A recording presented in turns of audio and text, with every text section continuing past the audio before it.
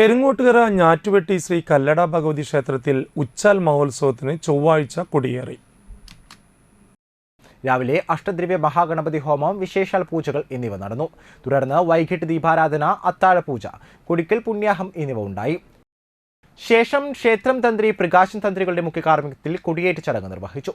ക്ഷേത്രം ഭാരവാഹികളായ president NV Rajendran, secretary NS Sugathan, ഖജാൻജി NI രാധാകൃഷ്ണൻ എന്നിവർ നേതൃത്വം നൽകി. നാരായണ ലക്ഷ്മീ നാരായണ ഭദ്രേ നാരായണ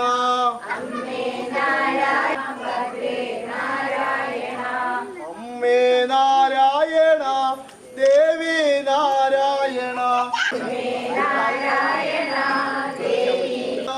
ദേവി നാരായണ ലക്ഷ്മീ നാരായണ ഭദ്രേ നാരായണ